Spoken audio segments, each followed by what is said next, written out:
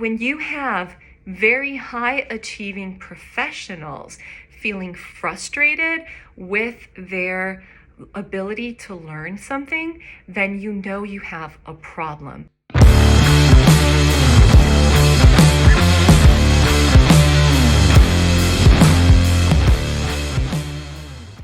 Hi there, I'm Paula Clammer. I'm a lawyer, translator, and legal English coach. And for the past 20 years, I have worked at the intersection between law and language, helping legal professionals to hone their English skills.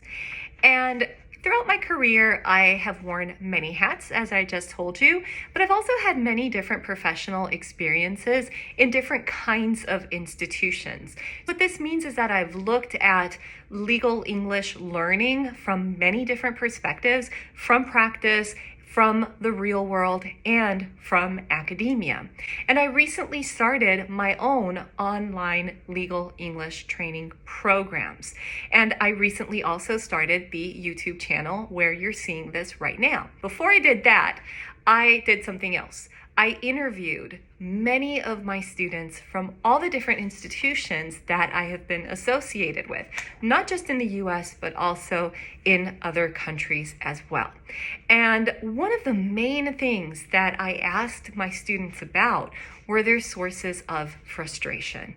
And so what I did was I took those sources of frustration and I said, well, we can't just stop at the frustration, right? I'm not a therapist. They're not coming here just to complain to me.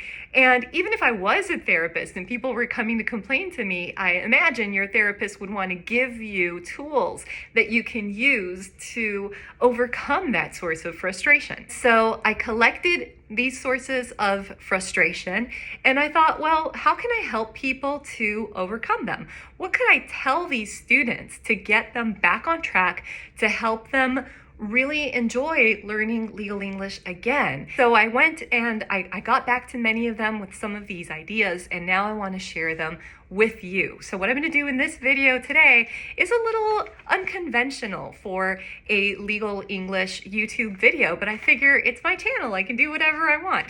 And if what I want is to address the fact that people are feeling frustrated and help them overcome that frustration, then that's what I am going to do. And I hope it's helpful to you.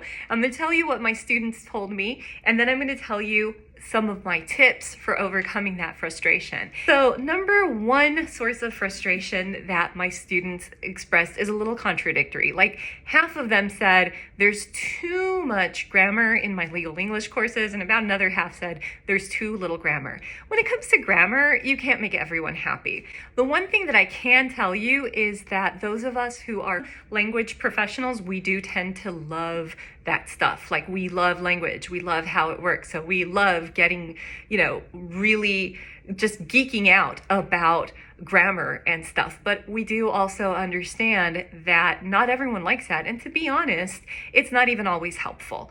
If you've watched any of my other videos, then you know that I'm not a big believer in drowning people in grammatical analysis when what they're trying to do is communicate effectively. If you're in a situation where you're learning legal English and you're feeling like grammar is a problem, either because it's too much or it's too little, start thinking of grammar as a resource. If you think of grammar as only a resource for communication, that puts you in a position where you can think about your communicational needs. And then when you are studying grammar, focus on the grammar that you need for the particular kinds of communicational needs that you have. Number two, too many vocabulary lists or not enough vocabulary. Again, people seem really divided here. Some people feel like, oh, they give me too many vocabulary lists. Other people tell me, oh no, I wish I had more vocabulary lists. The problem with vocabulary lists is that it's impossible to predict all the vocabulary that you're ever going to need to know. It's a lot more effective. Instead of focusing on the vocabulary itself, it makes more sense for you to practice different ways of explaining, of communicating those concepts that you're trying to say. So you may not know the exact word, but can you explain the concept? If you can explain the concept, you can communicate. If you're communicating with someone verbally, they may fill it in for you. You may explain the concept and they may be like, oh, it sounds like, I don't know, an injunction. And you'll be like, oh, yes, that's what I was trying to say, injunction, right? But what you're creating there is a situation in oral communication where there's a back and forth and you've given the other person enough information to put a name to it and to speak with you and for the conversation to move on. And that's our goal when we're speaking English, legal English in particular, or English in general. Number 3 source of frustration was too many common law-centric resources. And I have to admit, this one actually came up even from people who were learning legal English outside of the common law world. A lot of times we assume that just because a person has to speak English in their global law practice, they have to speak the English of the common law world. But if you're in Germany and you're trying to communicate with someone in Portugal, or you're trying to communicate with someone in China, you're going to use English as your lingua franca, probably in law. And you're not really going to use any of that common law stuff because you're communicating civil law to civil law in English.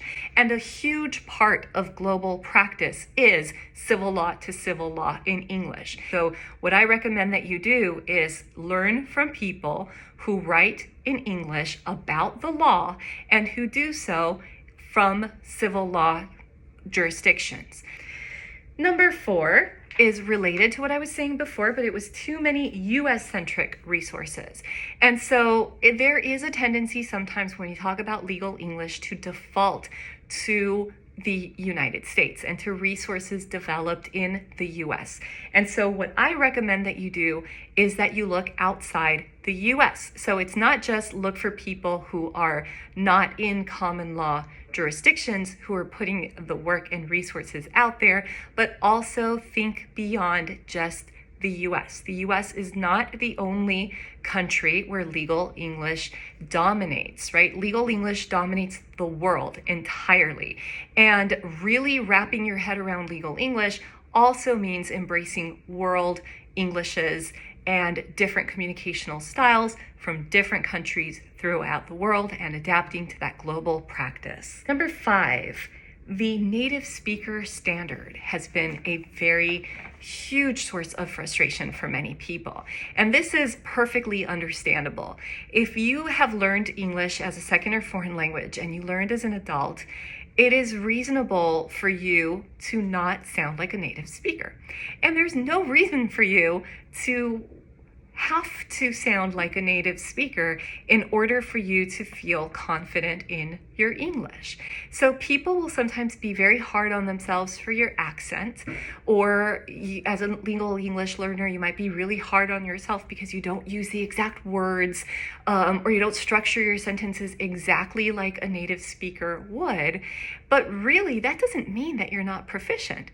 It just means that your mother tongue is something else. And so one thing that I really want to encourage you to do is to really start to think about the standard as being an effective communicator. It is better to try to achieve effectiveness and clarity in our communication style than it is to try to put that extra pressure on ourselves to try to sound like native speakers. It is okay that you don't sound like a native speaker. In fact, if you have an accent, that's great. Your accent is part of your identity. It's part of who you are.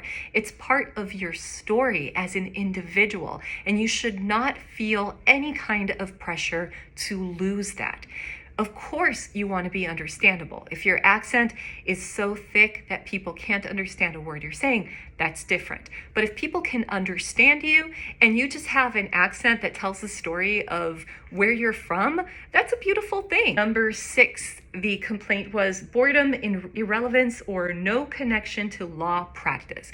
This one came mostly from people who I interviewed who were learning legal English in academic contexts. What I want to encourage you to do, if that's how you're feeling, I want you to go outside of the academic setting. And there is a true problem with academia, and I say this as someone who's been in academia, involved in, and continue to be involved with academia, is that academia can be very inward looking, it can be very theoretical. And so if you're right now, if you're in a situation where you're feeling this is completely disconnected, this is not how the real world works at all, then you need to change your setting, because you are right. If that is your frustration, you are right that a disconnection to practice, especially in law, which is 100% about practice, right? I mean, law is a practice. If we think about it, it has to have practical application. If it doesn't have practical application, it's of no use to you. Number 7, unchallenging resources. And again, in this case, this followed a similar pattern to what I shared with you a little bit earlier. I saw the unchallenging resources frustration come up a lot more with people who were learning outside of practical settings and were more in academic settings. And so again, if this sounds like you, then what you need to do is you need to go beyond that academic setting and learn from people who actually draw from practice and not just draw from theory. Just to recap, too much or too little grammar, the solution that I'm proposing is think of grammar just as a resource and focus on your language one interferences instead. Number 2, if your source of frustration is too many vocabulary lists or not enough vocabulary lists, then I want you to really think beyond vocabulary. Studying, memorizing vocabulary isn't going to be a solution for you necessarily, but trying to develop communicational skills where you focus on conceptualizing instead of finding the exact word. That is how you overcome that problem. Too many common law-centric resources, then follow people who are global practitioners. Don't just follow people in the common law world. If your frustration is too many US-centric resources, then look outside the US. There are people out there in other countries who are doing excellent work, and I encourage you to find them and to follow them. If your source of frustration is the native speaker standard, then remember that my recommendation is to replace it with the effectiveness standard. Can people understand you? Are you an effective communicator? If yes, then you're good. Then don't worry too much about not sounding like a native speaker. Number 6, boredom or irrelevance and no connection to law practice, then move from more academic settings into more practice-centered settings. If it's unchallenging resources, remember to look for people who draw from real life practice to learn from them. If you want to learn more from me, then I encourage you, if you haven't done so already, to subscribe to my YouTube channel, to also subscribe to my weekly newsletter. I publish a newsletter. It's free. It goes out every Sunday where I give you tips and tricks for learning legal English. And if you enjoyed this video, then I also want to encourage you to hit the little thumbs up thingy, subscribe, share, do all this stuff. And before you go, I want to thank you so much for your time. I want to thank you for watching, and I hope that you enjoyed this video. I would love to hear your comments and see you in my courses.